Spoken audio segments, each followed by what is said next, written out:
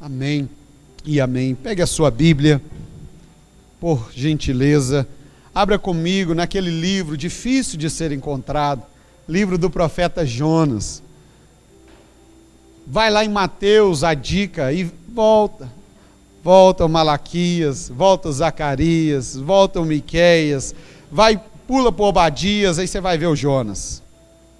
Ele está lá no fundo do mar, ou no ventre da baleia, difícil de achar.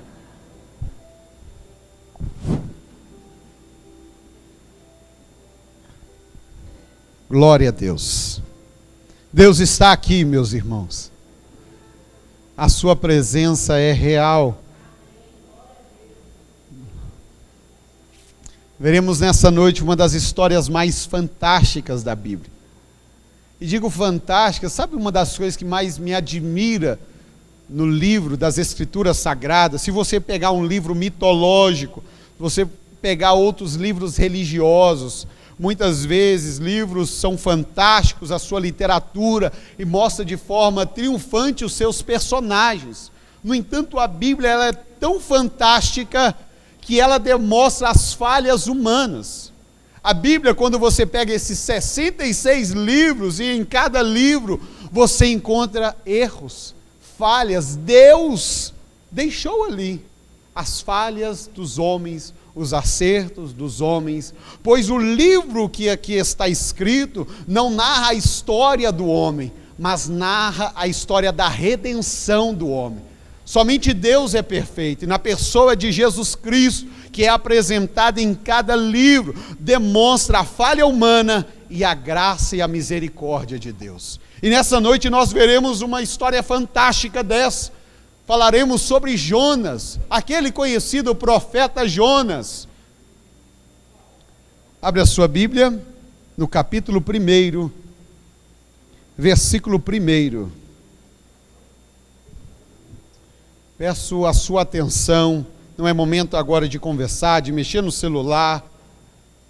Segure um pouquinho, 30 a 40 minutos, você estará indo abençoado para sua casa, se Deus assim permitir. Versículo 1. Veio a palavra do Senhor a Jonas, filho de Amitai, dizendo: dispõe-te e vai à grande cidade de Nínive e clama contra ela, porque a sua malícia subiu até a mim. Jonas se dispôs, mas para fugir da presença do Senhor. Vai lá para o capítulo 4, versículo 1. Com isso, desgostou-se Jonas extremamente e ficou irado. E ficou o quê? Irado. Não, fala com voz assim, ficou irado. E orou ao Senhor e disse: ah, Senhor, não foi isso que eu te disse, estando ainda na minha terra?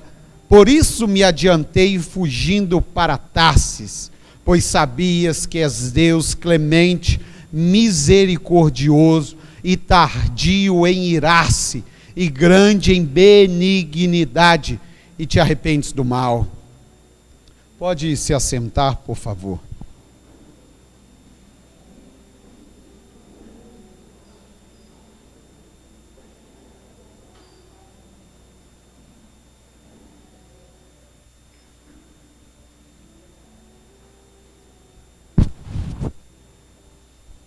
Irmãos, quando nós olhamos para o livro pequeno do profeta Jonas, apenas 4 capítulos, percebemos que, embora nos focamos muito aqui, não é a primeira vez que nas Escrituras aparece Jonas, este profeta, filho de Amitai. Ele apareceu em um outro acontecimento. Refiro-me ao segundo livro dos Reis, capítulo 14, versículo 25, para você ler em sua casa. Lá, no segundo livro dos Reis, capítulo 14, conta-nos que, após Israel ter sido dividido, lembro, reino do sul e reino do norte, e este reino do norte com 10 tribos, que se tornou muito ímpio e idólatra, e sempre nos caminhos de Baal, Azerá e Astarote, se torna ali se levanta vários reis, e sempre, na maioria, esses reis ímpios. E o momento do segundo livro dos Reis, capítulo 14, conta-nos a respeito de Jeroboão II, que reinou 41 anos. E, normalmente, costumeiramente, seguiu o caminho dos seus pais, levando o povo à idolatria, levando o povo ao pecado, não tirou os altos, não tirou toda a adoração aos outros deuses. E nesse tempo, havia um império muito forte, não mais o império egípcio, mas o império sírio, que estava escravizando Israel. Israel estava sofrendo, vivendo misérias e angústias, e por batalhar muito e perder algumas terras, Israel perdeu alguns campos da agricultura, e o povo está vivendo em miséria, em angústia. E Deus levanta o profeta Jonas, no meio onde o povo está adorando outros deuses, mas sofrendo. Deus levanta o profeta Jonas e traz uma mensagem de misericórdia. Olha que loucura, misericórdia, benignidade, mesmo na infidelidade do povo. Deus levanta o profeta Jonas para trazer uma mensagem profética, dizendo que Deus, através até mesmo de Jeroboão II, um rei ímpio, iria conquistar algumas terras, iria trazer prosperidade sobre a terra. Deus, na sua misericórdia, se compadece da miséria, se compadece da pobreza e derrama a sua bênção. Nem sempre a prosperidade, a bênção, a bonança de Deus está atrelada com a fidelidade do homem. Vemos nesse exemplo. E Jonas profetiza, imagine só, que coisa boa é quando o profeta recebe a mensagem de Deus e traz uma mensagem boa. Pois normalmente, num período desse, o profeta ia receber uma mensagem para o quê? Exortar, advertir, exortar o povo. Mas então Jonas é conhecido no seu tempo como um profeta que traz uma mensagem ali de prosperidade, de bênção, e foi direção de Deus. No entanto, o tempo passa, e veio a palavra de Deus novamente a Jonas. Agora, a mensagem de Deus não é uma mensagem de prosperidade, não é uma mensagem de bênção, não é uma mensagem destinada para Jerusalém. A mensagem que vem ao profeta Jonas vai retirar ele do seu local de conforto, quem sabe do palácio de Jerusalém, da sua região, do reino do norte, melhor dizendo, de Samaria, porque ele profetiza para o reino do norte, vai retirar ele dali. E a mensagem de Deus é: você vai sair daqui e vai para uma outra região, muito longe. Você vai para um novo império crescente, chamado Império Assírico. A sua capital se chama Nínive. Eles são conhecidos como os ninivitas. Nessa cidade, ela é grande e poderosa, e tem mais de 120 mil pessoas. E a pergunta do profeta: mas por quê? O que eu vou fazer lá? Olha, eu estou sabendo, eu estou vendo, eu estou sentindo, está chegando às minhas narinas a sua malícia.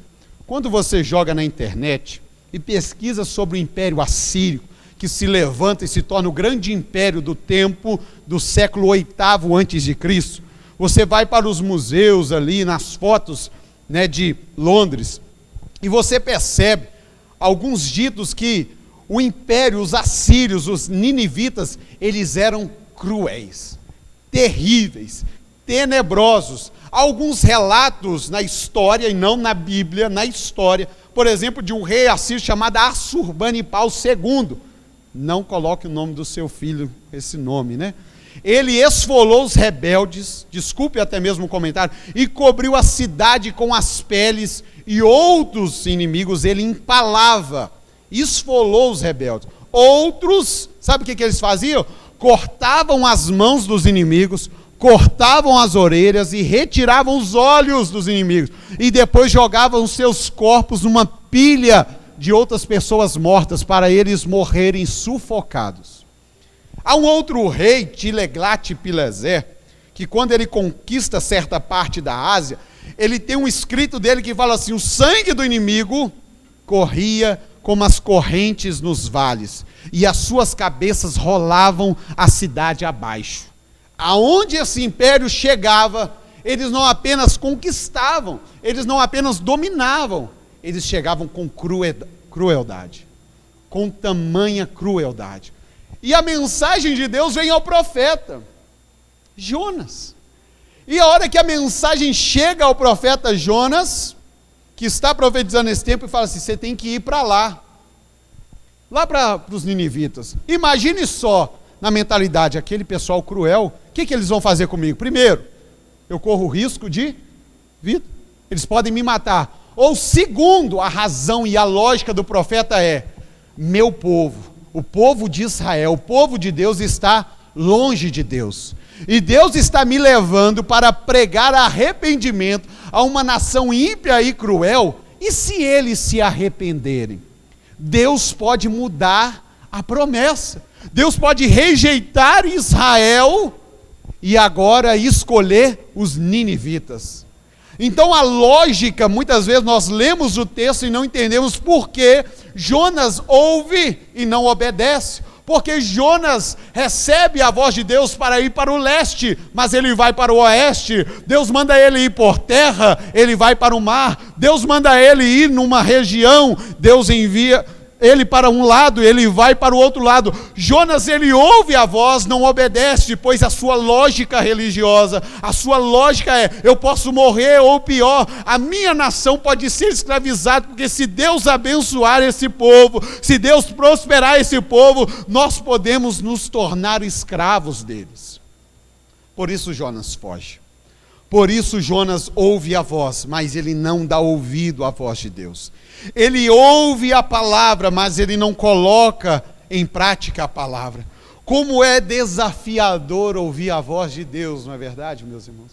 Como é desafiador ouvir Deus, porque muitas vezes Deus faz isso conosco, foge da lógica. Deus manda a gente fazer A, mas a gente entende por si mesmo que a gente tem que fazer B. Deus manda a gente ir para um lado e a gente corre para um outro lado. Deus fala: não é este, e a gente escolhe este. Deus fala: não é por essa porta, mas a gente quer empurrar essa porta. Deus fala: não é por aí, e você quer insistir nisso. Como é desafiador ouvir e obedecer a voz de Deus. Muitas vezes olhamos para Jonas e criticamos, pois ele é profeta, ele ouve a voz, mas ele foge da presença de Deus. Me chama a atenção, há pouco tempo, quando eu estava na Austrália, e as coisas começaram a ir muito bem. E deixa eu te contar o que eu não contei. Deus começou com 26, 25 dias, graças a Deus, irmãos orando, eu comecei a trabalhar. Com 2 meses eu já estava com 2 empregos, estudando, trabalhando, e o meu planejamento era de ficar lá e já voltar mesmo, nunca foi de morar, mas talvez de ficar 1 ano, 1 ano e meio para estudar um pouquinho mais. E Deus me deu condições, Deus estava prosperando, e eu já estava em dezembro, com dinheiro na mão, dinheiro para trazer minha esposa, para ir comigo, e para a gente ficar 1 ano e meio. E aí, um certo dia, eu trabalhando, estudando, um outro dia eu estava na igreja, e eu comecei: o fato de Deus me prosperar, não quer dizer que é da vontade de Deus de eu ficar. O fato das coisas estar dando certo, o fato das coisas estar correndo e fluindo muito bem, não quer dizer que é da vontade de Deus. E eu fui para onde? Para encontrar a voz de Deus, para a oração. Eu ia trabalhar às 6 horas, comecei a acordar às 5 horas e orando, e pedindo: Deus fala comigo, Deus me direciona, Deus me conduza, porque está longe de casa, e ainda trazendo a esposa, e ainda um serviço não muito certo. E eu falei: Deus, o Senhor sabe, o Senhor conhece o amanhã, o Senhor sabe o que é melhor para mim, o que eu faço, Deus? E orando, a tal ponto que eu fiz uma prova, vamos dizer assim, como um bom pentecostal, com Deus, com dinheiro na mão, indo para o local. E aí eu marquei com o cara e falei: esse cara vai me ligar, e se ele furar, e se ele esquecer de mim a semana inteira, a agência, é a vontade de Deus para eu voltar para casa. E foi assim que aconteceu. E eu falei: Deus, e se ele me ligar depois na segunda-feira, deixar a semana toda passar, e me ligar e falar: eu esqueci, aí Deus, eu tenho que voltar. Eu estava para ir na terça-feira, que eu estava marcado com ele, ele não me ligou. Durante a semana, outras 2 agências também não me ligaram, e na segunda-feira esse rapaz me ligou e falou: eu esqueci de você. Eu entendi, a voz de Deus é para eu voltar. E quando eu cheguei já praticamente em fevereiro, o que estourou? A pandemia. Até hoje a Austrália está fechada, e eu estaria lá sem a minha esposa, e estaria em outras dificuldades maiores. Ouvir a voz de Deus, obedecer à voz de Deus, seguir a voz de Deus, nem sempre porque as coisas estão dando certo, que é prosperidade, que é bênção, que esse rapaz é muito bonito, que essa moça é muito bonita, que esse está me dando isso, nem sempre aquilo que está aparentemente muito fácil é a vontade de Deus. Muitas vezes Deus nos coloca em teste, em provações, Deus nos tira do lugar, nos envia para outro, mas nós queremos fugir. E entenda essa verdade, fugir nunca é um caminho e nunca é opção, pois Deus, meus irmãos, Ele é especialista em quebrar a nossa liberdade de escolha. Para cumprir o propósito dEle, Ele nos converge como um Pai amoroso ao local de onde nós deixamos. E é assim que vai acontecer com João. Primeiro ele ouve e não obedece, e ele chega lá no porto, versículo de número 2. Ele desceu para Jope, achou um navio que ia para Tarsis e não para a região de Nínive. E quando ele chega, diz o versículo 4: mas o Senhor lançou sobre o mar um vento forte, e fez-se no mar uma grande tempestade, e o navio estava a ponto de se despedaçar. Entenda só, Jonas ouve e tenta enganar Deus, chega no porto e pega uma outra região, e vai para outra área. Só que quando ele entra e começa a navegar, você já viu o filme do Titanic? E na hora que, vamos dizer assim, que colide com os icebergs, e o navio já está prontamente dito que vai afundar, tem uns profissionais da música que começam a tocar, Qual que é a música que está tocando lá? Até mais perto que era Estar, se eu não me engano, não era? E todo mundo desesperado, correndo para um lado, correndo para o outro, e eles, tranquilo. Quando você vai viajar de avião, às vezes dá aquelas turbulências, você já segura aqui, meu Deus do céu.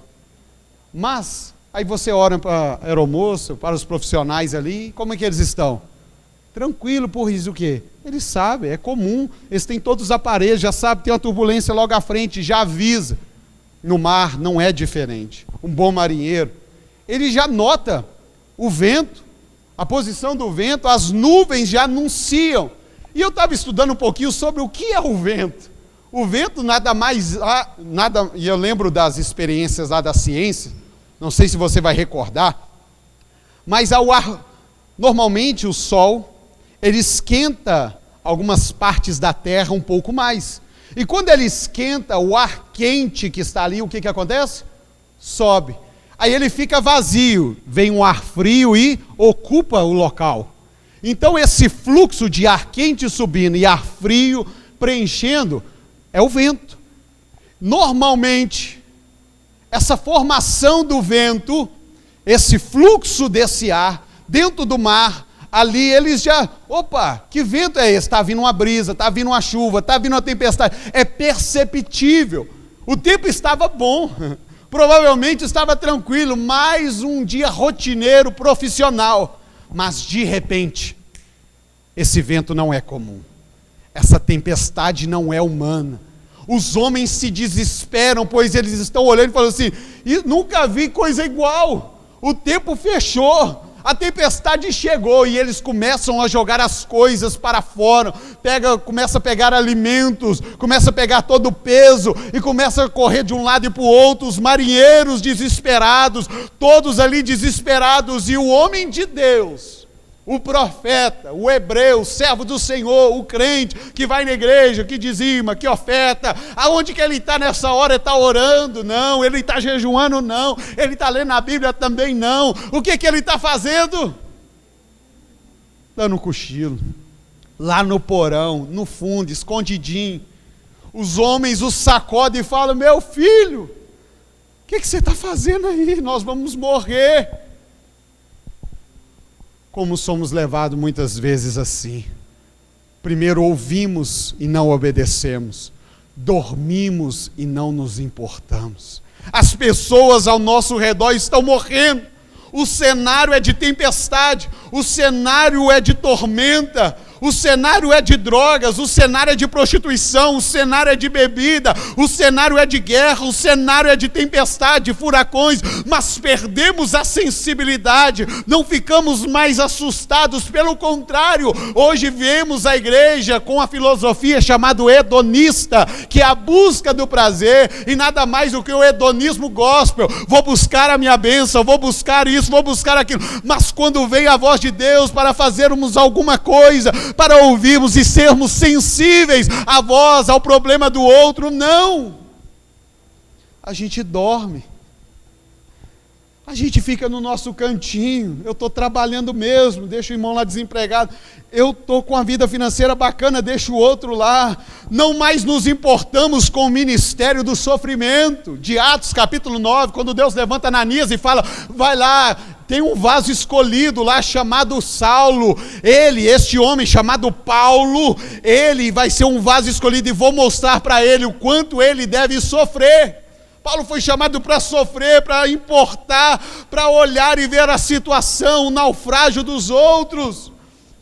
Este homem de Deus, este profeta de Deus, ele está dormindo. A marca da igreja sempre foi o amor, meus irmãos. A marca da igreja e o viés sempre foi o amor, mesmo em períodos de guerras, de perseguições aos cristãos, quando os imperadores matavam, e depois em muitos momentos de guerras, os cristãos iam nas batalhas para pegar os feridos e cuidar, a tal ponto que um certo imperador levantou a sua voz e falou assim, malditos cristãos, pois não cuidam somente dos deles, mas cuidam também dos nossos. A igreja precisa ouvir, a igreja precisa se importar, mas vivemos um tempo que nós estamos dormindo, procurando a boa eloquência do púlpito, dormindo, procurando somente tocar na igreja, pregar na igreja, ministrar na igreja, buscando somente eu vou casar, eu vou fazer isso somente nessa vida, e se esperamos a Cristo somente nessa vida, nós somos os mais miseráveis de todos os homens. Há uma tempestade lá fora, há pessoas morrendo lá fora, há guerras lá fora, há problemas lá fora, e nós estamos dormindo, porque estamos fugindo da voz de Deus, a voz de Deus que diz, ei, a minha palavra está em você, você precisa ser canal dela, você precisa ser instrumento dela. Mas queremos a bênção, queremos a promessa. Lembro de Neemias, que não foi necessário receber uma revelação para o seu ministério, mas quando ele, copeiro e conselheiro do rei, certa feita, ele procurou saber como é que os meus irmãos estão lá em Jerusalém. Eles estão vivendo em miséria, em opróbrio, a cidade destruída, as portas queimadas a fogo. E ele ora e vai do mês de Abib ao mês de Nissan. Ficam cerca de 4 ou 5 meses orando, clamando a tal ponto que ele se desfalece. A sua fisionomia muda. Por quê? Ele quer ouvir a voz de Deus. Ele não quer dormir. Ele está acordado. Como que eu posso estar bem aqui se meus irmãos estão morrendo? Se meus irmãos estão sofrendo? Se eles estão indo para o inferno? Se outras pessoas estão passando fome? Se outras pessoas comem? Eu preciso fazer pelo menos alguma coisa, eu preciso orar, eu preciso clamar. E Deus, quando há um crente que ora, Deus proporciona portas abertas. Você precisa entender, ouvir e obedecer, não dormir, não cochilar. Sabe por quê? Deus opera onde nós nem imaginamos que Ele opere. Deus faz aonde você não imagina que Ele faz. Deus é um Deus poderoso. Na cabeça de Jonas, ele está fugindo, ele está dormindo, e Deus tem um propósito e um projeto de salvar uma nação. E Ele está, vamos dizendo assim, dificultando as coisas para ele.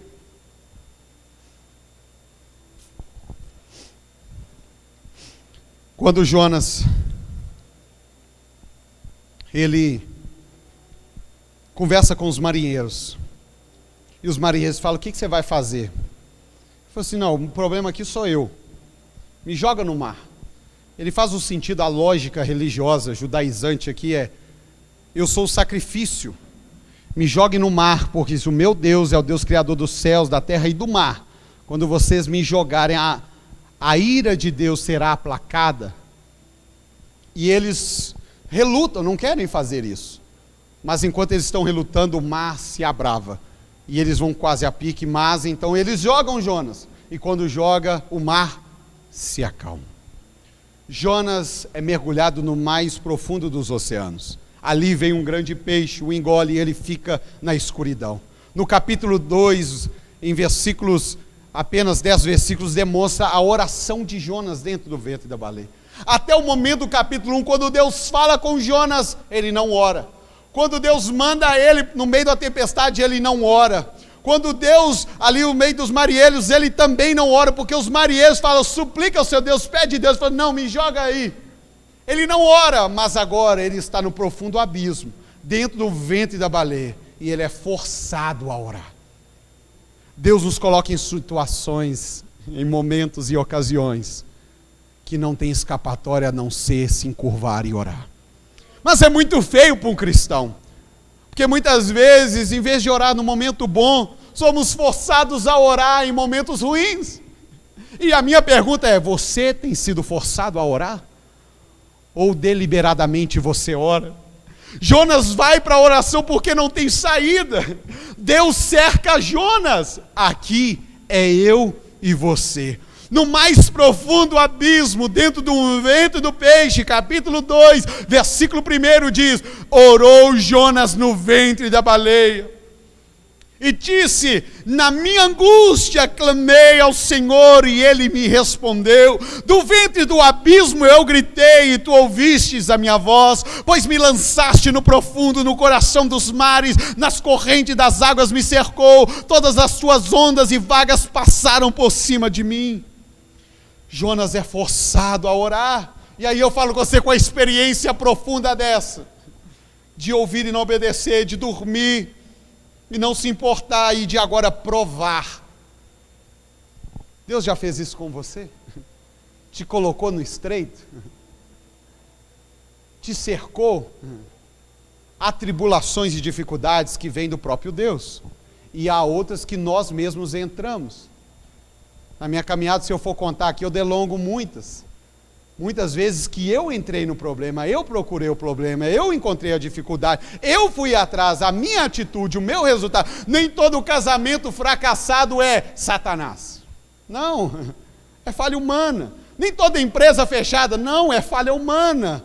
Nem toda vida profissional financeira a pessoa pede, Deus abençoa, prospera, Deus não vai fazer uma coisa que você precisa fazer, que é estudar, que é trabalhar, que é acordar cedo. Não, Deus não vai mandar o anjo para você acordar, meu irmão. Nem toda doença vem por causa de uma provação, mas muitas vezes a falta do exercício, de comer, você ficar comendo hambúrguer todo dia, pode ter certeza, nem Deus vai te livrar, amado. Ele foi forçado a orar, ele foi forçado a clamar, ele foi forçado a pedir, ele foi forçado a provar da tribulação, da dificuldade, da angústia, da mágoa, da tristeza. E por que Deus colocou nisso? Ele naquela situação, para quê? Qual era o propósito de Deus? Para ele se arrepender e voltar a cumprir o propósito. No entanto, nós vemos no capítulo 3, quando ele retorna e sai do ventre da baleia e Deus dá mais uma nova chance, ele chega e começa a pregar. Olha que coisa maravilhosa. A pregação dele tem 6 palavras. Ainda, até esqueci o verso, ainda em quantos dias? Capítulo 3, versículo de número 3. Ainda Nínive será destruída. Veio a palavra do Senhor segunda vez a Jonas dizendo, dispõe-te, vai à grande cidade de Nínive e proclama contra ela a mensagem que eu te digo. Levantou-se, pois, Jonas e foi a Nínive. E Nínive era uma cidade muito importante diante de Deus. Começou Jonas a percorrer a cidade do caminho de um dia e pregava e dizia, 6 palavras, ainda em 40 dias, Nínive será destruída. Em 40 dias, Nínive será destruída. Que pregação! Bando de pecadores, se arrependam ou morram. Bando de pecadores, se arrependam ou morram. Parece que ele não demonstra nem prazer, né? Não demonstra nem pastoreio. E ficou andando. Nínive vai ser destruída, se arrependam e foi andando. O poder de Deus na conversão não está no pregador, né? e nem muitas vezes no jeito que a pessoa fala. Se eu falo errado, se eu falo certo, se eu sou um bom eloquente ou não. Não, o poder de Deus está no Espírito e na palavra. Na hora que Ele está pregando e anunciando, o povo está, meu Deus, nós vamos morrer. O Espírito de Deus convertendo o coração dos homens, convertendo o coração. O pregador está com o coração fechado. O pregador já experimentou a graça, a oportunidade, já ouviu de Deus, mas ele não quer compartilhar a graça, não quer compartilhar o amor. Ele prova, mas ele não se arrepende. A sua mensagem ela é tão dura, a tal ponto que 40 dias vai ser destruída, 40 dias vai ser destruída, se arrependa. E o Espírito Santo de Deus vem. O livro de Jonas é o livro missionário do Antigo Testamento. É o único livro que relata a respeito de um profeta ir numa nação. Deus precisava somente ali daquele homem para conduzir a sua palavra, mas quem faz a obra é o Espírito dele, é a palavra dele. E as pessoas, o rei fica sabendo, as pessoas ficam sabendo, e eles começam a se arrependerem da sua crueldade.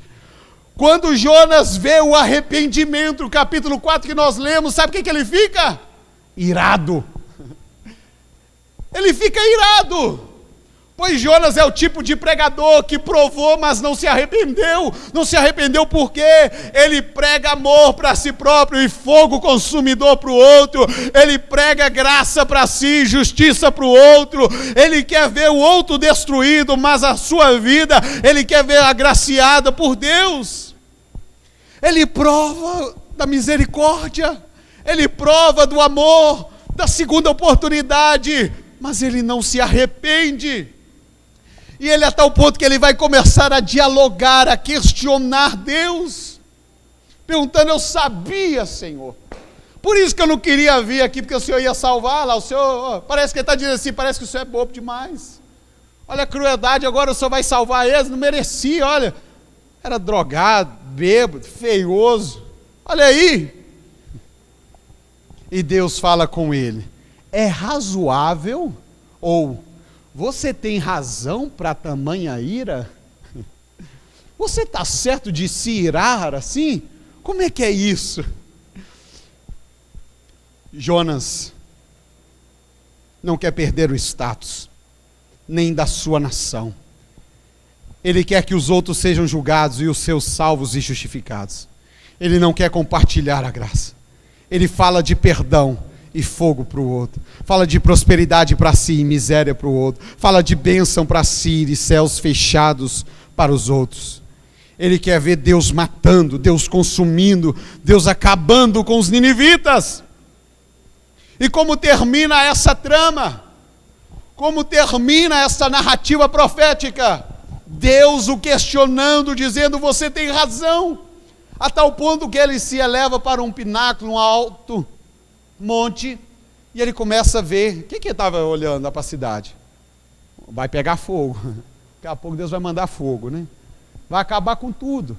E ali, o sol chega, vem uma brisa, Deus faz nascer uma planta, e ele descansa, e depois Deus manda um verme, fere aquela planta, e ele acorda, porque o sol está pegando, ele não tem mais aquela sombra para dormir, e ele fica irritado, e ele fala: nossa Deus, essa planta aqui que era boa, e ele começa a pôr a culpa em Deus e fala: eu quero morrer, eu não quero mais viver, tira a minha vida. Primeiro o Senhor está salvando os outros, e agora o Senhor matou a planta aqui, o Senhor é ruim demais, Deus. E Deus fala com ele no versículo 10 do capítulo 4, tornou o Senhor: tens compaixão da planta que não te custou trabalho, no qual não fizestes crescer, e que numa noite nasceu e numa noite pereceu? E não hei eu de ter compaixão da grande cidade de Nínive, que há mais de 120.000 pessoas, que não sabem discernir entre a mão direita e a mão esquerda, e até mesmo muitos animais? O término do capítulo termina assim, Deus questionando e falando: será que você está certo mesmo? Porque no relato, e Jonas está escreveu isso posteriormente, bem provável, Deus está questionando: Jonas, eu e você critica muita coisa, Você acha que tem razão para muita coisa. Você acha que existem projetos que não dão certo, que não aconteceu conforme o planejado. Mas você ouve a voz e não obedece à voz. Você dorme e não se importa. Você prova e não se arrepende. E tem razão para questionar com tamanha ira os meus planos e projetos? Muitas vezes a caminhada cristã é assim, meus irmãos. Muitas vezes vamos passando e as coisas não saíram conforme o planejado.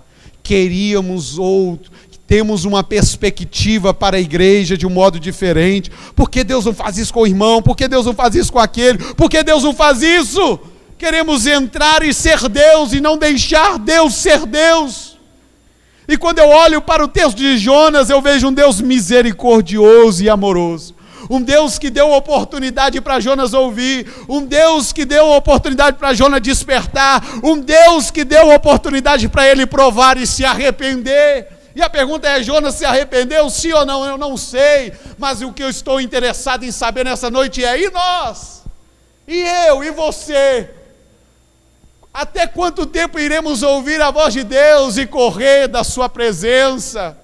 Até quando nós iremos dormir, cochilar nas nossas rotinas de trabalho e de estudo e não ouvir o chamado de Deus? O chamado de almas, o chamado da pobreza, da angústia que está no mundo aí fora. Até quando iremos provar da graça e não nos arrependermos?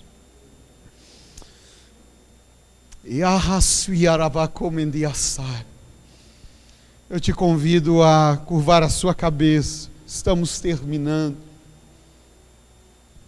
a fechar os seus olhos. Ó Espírito de Deus, Deus te chama e te convida e te convoca nessa noite. Deus cercou Jonas, e é isso que Ele faz conosco. Quantas vezes eu já tentei fugir do chamado dEle, fugir da voz dEle, mas graças a Deus que o nosso Deus, Ele é misericordioso, insistente. Ele nos dá uma oportunidade a mais, Ele nos convida, Ele nos chama, Ele quebra a nossa livre agência, Ele vem com graça, Ele vem com misericórdia. E Ele nessa noite, apesar de você já ter fugido muitas vezes, apesar de você estar dormindo nessa noite, cochilando, apesar de você ter provado e não se arrependido, e talvez chegou aqui revoltado, irado com tantas questões da vida, e Deus te pergunta: tens razão para tamanha ira? Yehanaya subiaravai, Yerava subidicom e asebedecai. O Espírito Santo está aqui. E Ele te convida nessa noite. Ore, fale com Ele. No silêncio da tua alma. Talvez as palavras não querem sair, mas fale com Ele. Oh, fale com Ele. Deus, me perdoa. Me sacode de novo. Me levanta de novo. Me desperta de novo. Eu quero ouvir a sua voz. Eu quero acordar, Senhor. Vem, vem, vem, vem. Oh, Espírito Santo.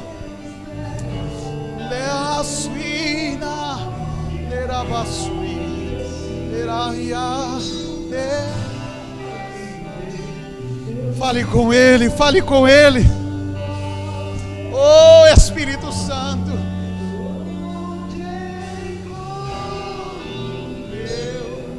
Ele está no controle. Oh, Nerabassubi de Calaçai, Evedegarui, Adarevedegai. Ouça a voz de Deus te chamando.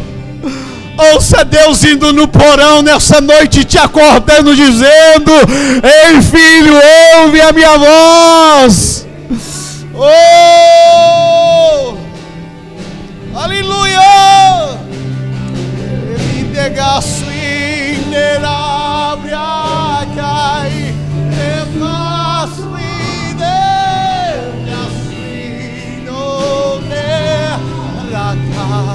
Terabra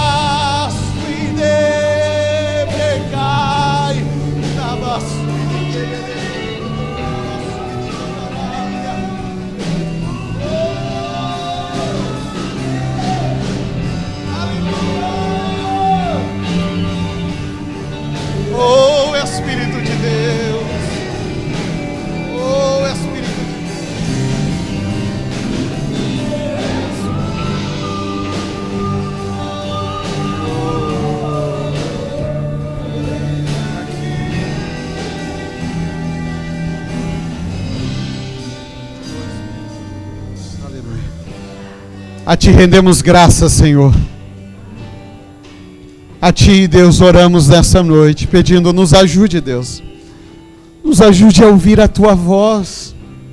Esta voz que nem sempre vem por um viés sobrenatural, por um viés de profecia, de revelação, de sonhos, mas essa voz que vem pela Sua palavra, essa voz, meu Deus amado, que vem nas escolhas diárias dos nossos princípios cristãos.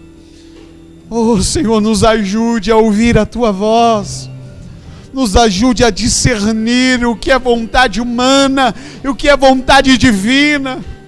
Nos ajude, Senhor, a não dormir, a não cochilar, mas estarmos atentos ao que está acontecendo na nossa casa, na nossa família, na nossa parentela. Vem, Deus, nos ajude, Senhor. Muitas vezes adentramos para a boca do peixe, para a tempestade, somos lançados, pois nós assim tivemos atitude para tal.